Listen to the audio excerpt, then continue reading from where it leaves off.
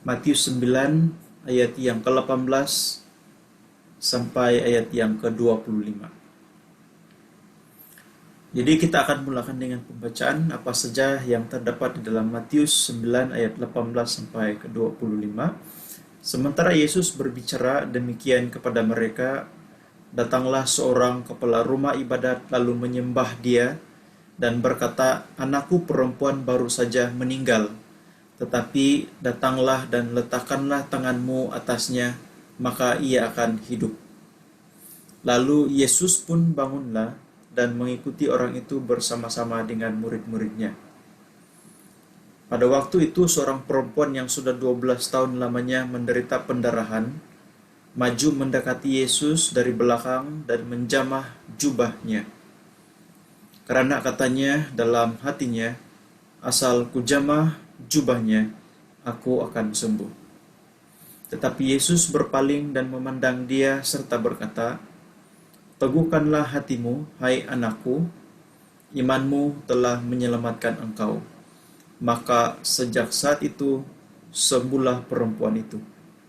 Ketika Yesus tiba di rumah kepala rumah ibadat itu, dan melihat peniup-peniup seruling dan orang banyak ribut, berkatalah ia, "Pergilah, karena anak ini tidak mati, tetapi tidur." Tetapi mereka mentertawakan dia. Setelah orang banyak itu diusir, Yesus masuk dan memegang tangan anak itu, lalu bangkitlah anak itu.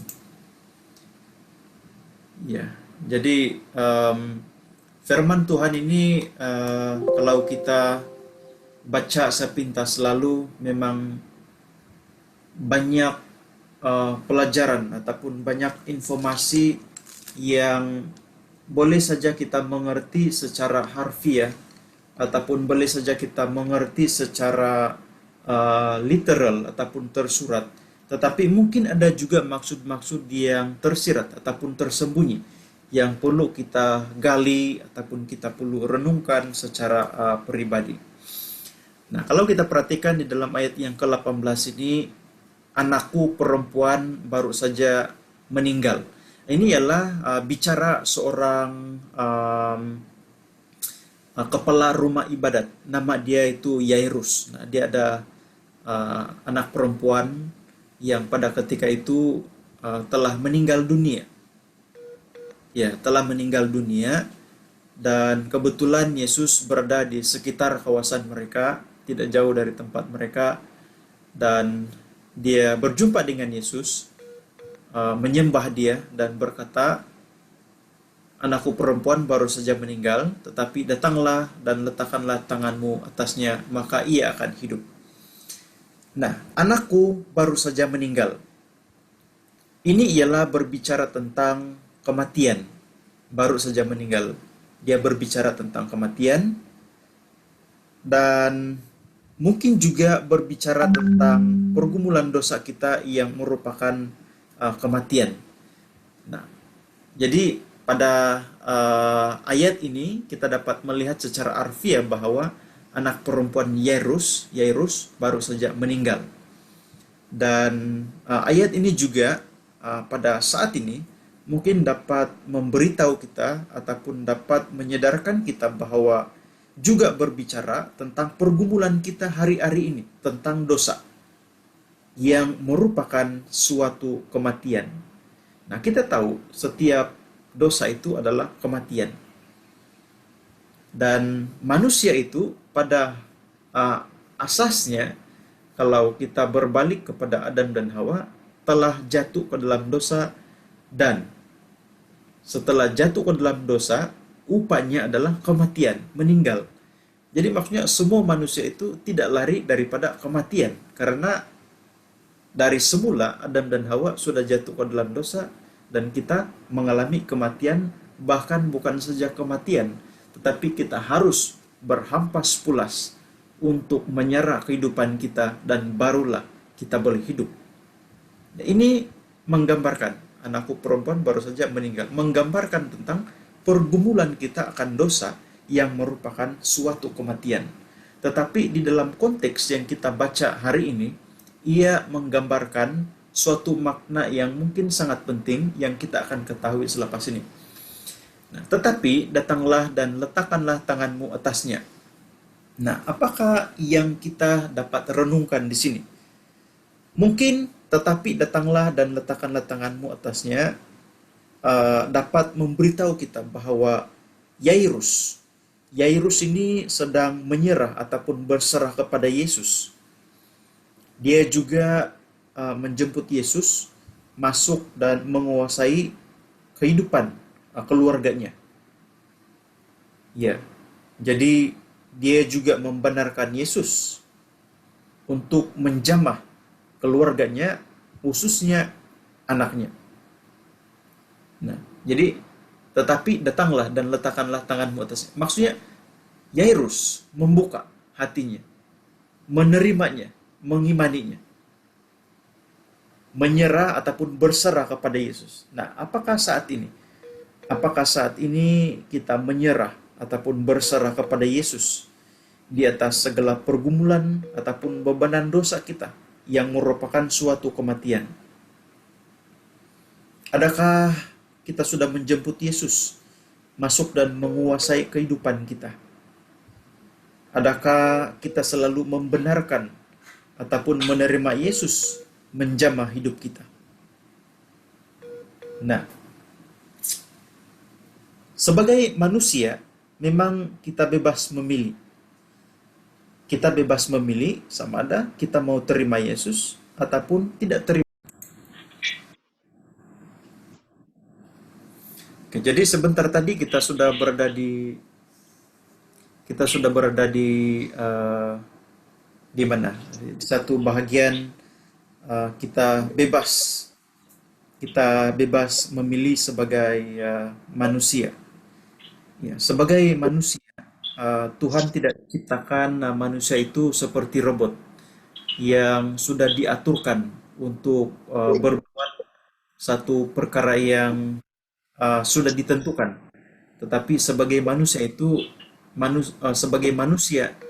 yang diciptakan Allah memang diberikan satu kebebasan untuk memilih.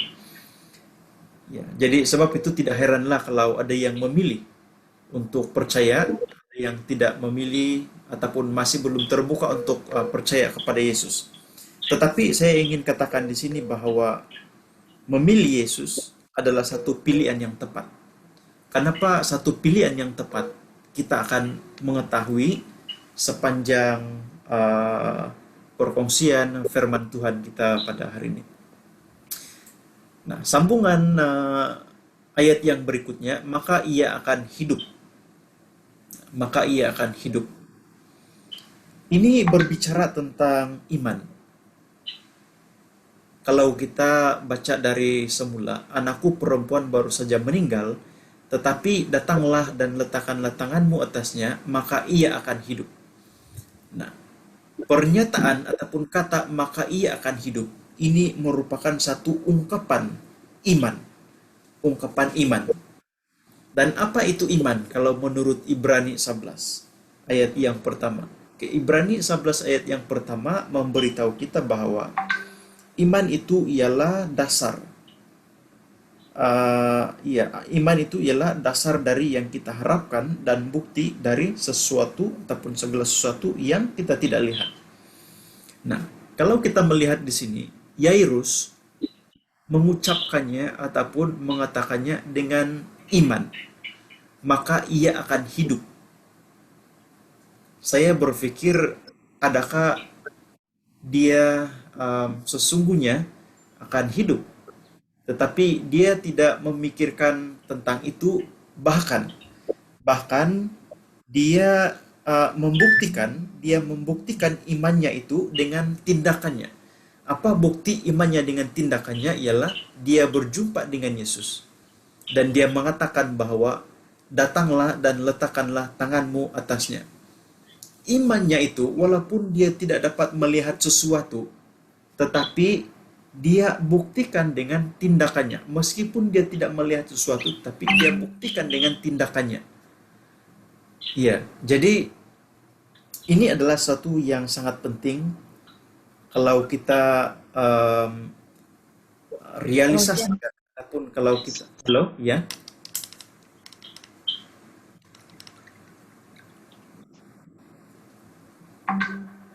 ada suara sebentar tadi.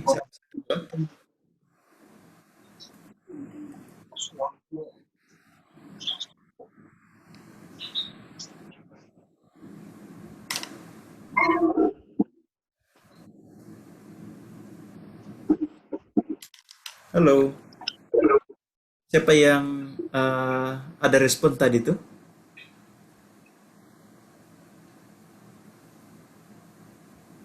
Oh, saya pikir ada yang sedang buat pertanyaan. Oke, kalau begitu saya akan sambung. Jadi, ya, kita sudah kupas singkat. Em,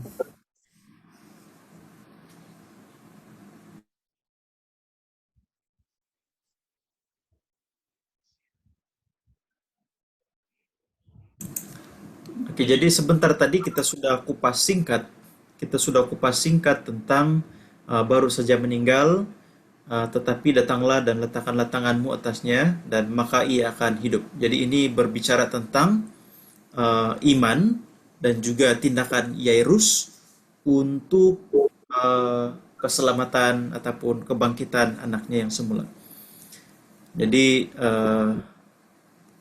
ayat yang berikutnya di dalam ayat yang ke 20 dan juga 21,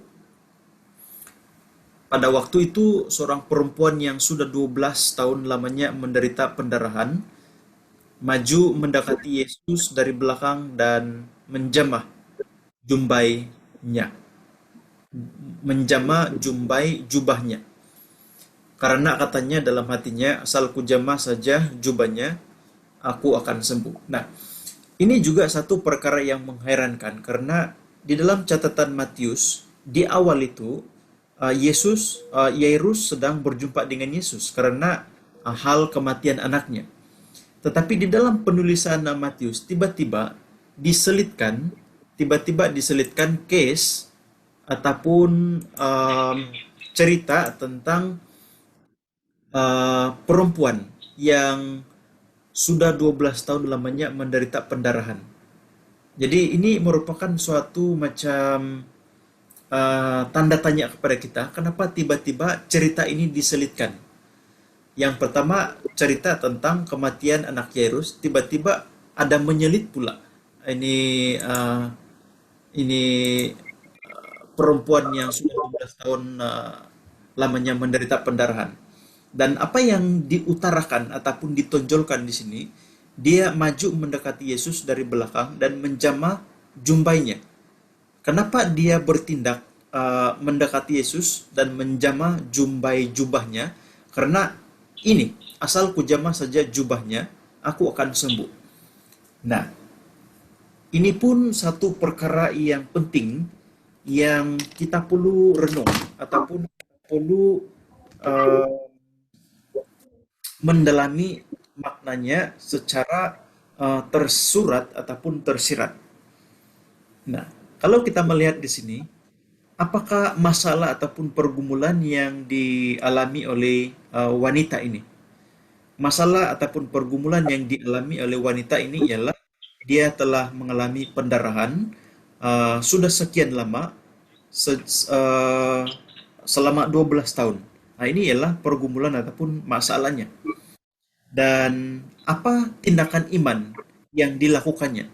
Tindakan iman yang dilakukan oleh perempuan ataupun wanita yang sudah 12 tahun menderita pendarahan ini ialah dia mendekati dan juga menjamah. Mendekati dan menjamah jubah Yesus. Ya, mendekati dan menjamah jubah Yesus.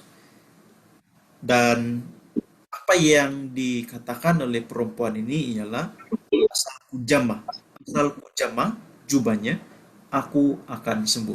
Asal kujamah di sini dia memberitahu kita suatu tindakan perbuatan ataupun kata kerja.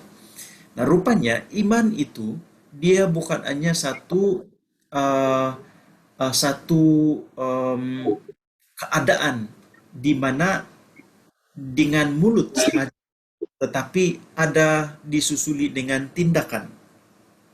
Ya, Jadi asal ku jamah jubahnya aku akan sembuh. Dia berbicara tentang iman dan tindakan menerima, menjemput ataupun mengakui Yesus. Iya. Jadi inilah maksud yang kita dapat daripada petikan 20 dan juga 21 ini secara sederhana. Ya, mungkin kalau kita kupas dengan lebih dalam lagi, mungkin ada maksud yang lebih dalam lagi, tetapi secara mudah untuk dimengerti, kita dapat melihat di sini bahwa dia berbicara tentang iman dan tindakan menerima, menjemput ataupun mengakui Yesus yang akhirnya membawa satu kesan positif kepada wanita yang mengalami sakit pendarahan selama 12 tahun ini. Dan kalau kita baca di dalam ayat yang berikutnya, um, ayat yang ke-22, tetapi Yesus berpaling dan memandang dia serta berkata, teguhkanlah hatimu, hai anakku, imanmu telah menyelamatkan engkau. Maka sejak saat itu sembuhlah perempuan itu. Nah, kita melihat bahwa akibat kesan daripada iman dan juga tindakan yang wanita lakukan ini, dia telah mendapat kesembuhan. Iya, tetapi mungkin kita sedang bertanya-tanya bahwa adakah konteks ini masih relevan ataupun terpakai untuk saat ini? Iya, ini kita boleh lihat apakah tujuan ataupun apakah um, motivasi maksud pada ketika itu yang pada saat ini mungkin uh, ada yang secara ya. Jadi sebentar tadi kita sudah masuk di ayat yang ke-22. Tetapi Yesus berpaling dan memandang dia serta berkata, teguhkanlah hatimu, hai anakku, imanmu telah menyelamatkan engkau. Maka sejak saat itu sembuhlah perempuan itu. Iya, jadi kita tahu sebentar tadi bahwa asal kujamah jubahnya itu aku akan sembuh. Ini berbicara tentang iman dan tindakan menerima ataupun menjemput ataupun mengakui Yesus. Dan akhirnya tindakan iman yang dilakukan oleh perempuan yang sudah menderita 12 tahun pendarahan ini, sakit penyakitnya telah sembuh karena iman dan juga tindakannya. Tetapi mungkin pada saat ini situasi sudah berbeza, di mana kalau si Matius menulis tentang kejadian ini, ada maksud yang ingin dia sampaikan. Tetapi tidak semestinya pada saat ini perkara ini harus terjadi. Ini sebabnya saya jelaskan sebentar tadi, penulisan awal si Matius ialah dia menceritakan tentang anak Yairus yang mati, sudah meninggal. Tetapi belum habis dia ceritakan tentang pasal anak si Yairus mati ini, tiba-tiba dia selipkan cerita tentang wanita yang sakit pendarahan 12 tahun.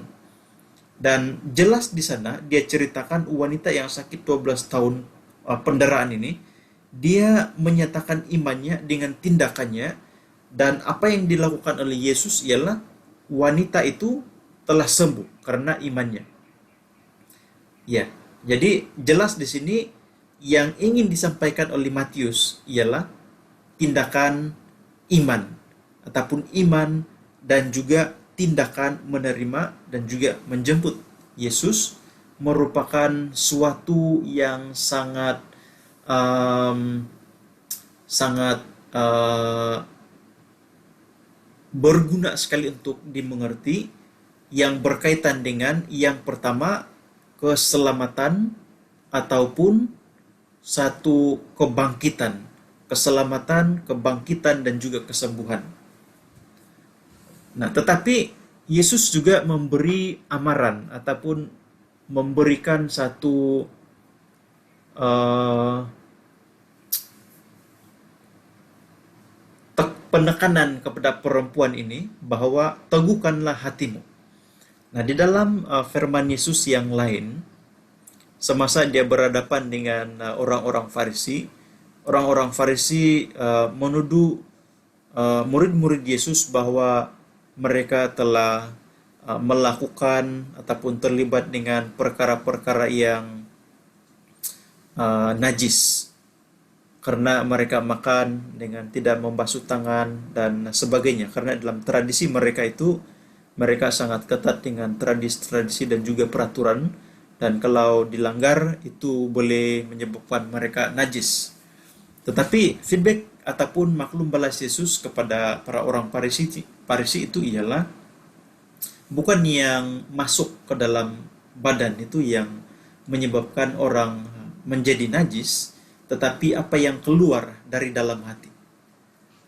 Jadi kalau kita melihat di sini, teguhkanlah hatimu, dari hati keluar pikiran yang jahat, dari hati akan menajiskan, dan bukan yang masuk ke dalam badan, tetapi dari hati kita ada satu macam koneksi dengan tindakan iman kita. Ya, jadi teguhkanlah hatimu. Ini juga berbicara tentang kita punya konsistensi iman. Kita punya konsistensi iman kepada Kristus. Kenapa saya katakan demikian? Karena hari-hari ini tidak kurang yang hatinya orang kata menjadi busuk. Ataupun dalam kata yang lain, dari hati itu keluar kata-kata mungkin menyindirkah, mengumpatkah, ataupun dari hati timbul satu keinginan untuk melakukan kejahatan dan sebagainya. Jadi tidak heranlah kalau Yesus mengatakan kepada wanita ini bahwa teguhkanlah hatimu. Ya, karena dia sudah percaya dengan tindakannya, dengan satu respon yang begitu drastik sekali. Tetapi apa yang berlaku selepas itu? Apakah ia ataupun kita sebagai manusia ini selalu konsisten? Ataupun setelah kita terima Tuhan Yesus, hidup kita itu maintain saja? Hakikatnya kita sebagai manusia ini masih manusia, dan ada kecenderungan untuk melakukan satu perbuatan-perbuatan yang bersifat daging. Tetapi Tuhan Yesus memberi kita peringatan bahwa teguhkanlah hatimu. Jadi maksudnya kita harus sentiasa memperhatikan supaya iman kita itu yang merupakan ada koneksi dengan hati kita terus kita dapat pertahankan. Jangan sampai kita selalu kalau dalam ungkapan kata Yesus, dari hati itu menajiskan hidup kita. Ya, saya harap ini boleh dimengerti, walaupun satu ayat yang sukar untuk kita kupas ataupun disampaikan. Nah, jadi cerita bersambung lagi ketika Yesus tiba di rumah kepala rumah ibadat itu dan melihat peniup-peniup seruling dan orang banyak ribut. Nah, cerita tiba-tiba Matius pusing lagi ataupun alihkan arah lagi kembali kepada cerita si Yairus setelah dia selitkan. Kalau di dalam satu teknik penulisan si Matius ini ataupun para teolog-teolog, mereka menyifatkan ini sebagai sandwich Markus. Kalau kita lihatkan orang yang buat sandwich itu ada dua sandwich, yang lapisan bawah dan lapisan atas, dan yang di tengah-tengah itu adalah macam inti dia. Jadi maksud dia apa yang Matius coba sampaikan ini di sini ialah inti, yaitu iman. Inilah sebenarnya maksud di sebalik cerita penulisan si Matius inilah. Dia menyampaikan message tentang iman itu melalui cerita tentang Yairus dan juga cerita tentang wanita yang sakit pendarahan ini. Jadi sebab itulah cerita ini dia macam sekejap dia reverse ke belakang, ke hadapan, ke tengah begitu. Ya.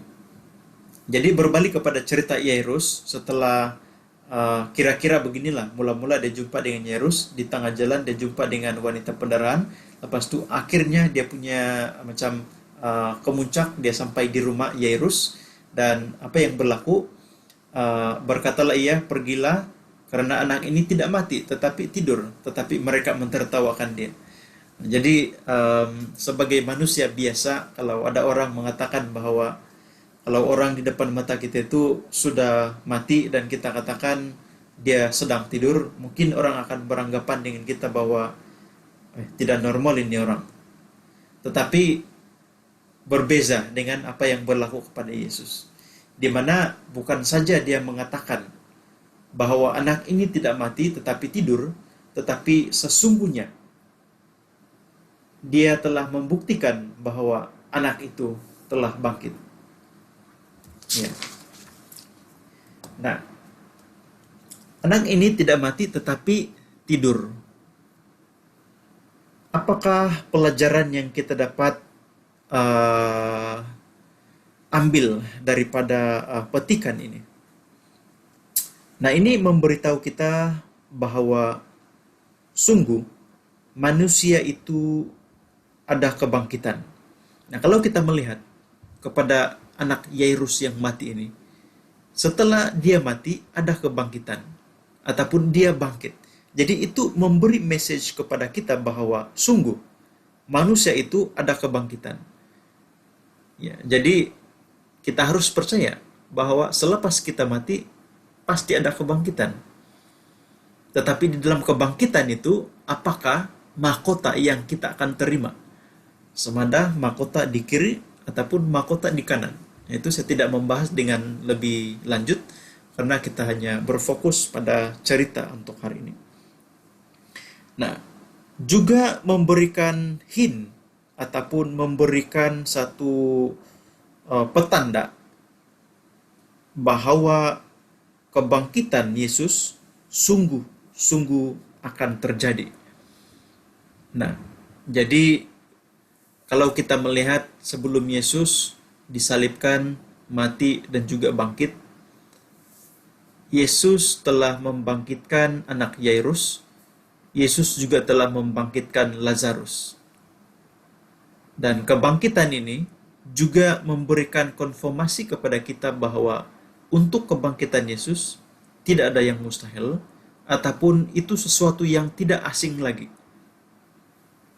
Bahwa sesuai dengan nubuatan di dalam perjanjian lama, bahkan kata-kata Yesus sendiri, itu harus terjadi bahwa sesudah Yesus sengsara, disalibkan, mati, dia harus bangkit. Dan itu juga terjadi. Dan maksudnya bukan sesuatu yang asing bagi manusia untuk manusia itu bangkit. Karena iya, anak Yairus juga Yesus sudah bangkitkan. Juga Lazarus Yesus telah bangkitkan. Jadi maksudnya untuk manusia memang ada kebangkitan. Memberitahu kita bahwa Yesus sumber kebangkitan. Nah, siapa yang melakukan kebangkitan ini kepada Lazarus dan juga anak Yairus? Yesus. Seterusnya memberitahu kita bahwa sumber kebangkitan adalah Yesus. Atau setidak-tidaknya menimbulkan tanda tanya bahwa Yesus itu yang dapat membangkitkan siapa sebenarnya dia. Ya, karena kalau orang yang dapat membangkitkan orang yang sudah mati, tentu itu bukan orang yang biasa-biasa ataupun bukan manusia yang biasa-biasa, tetapi manusia yang luar biasa.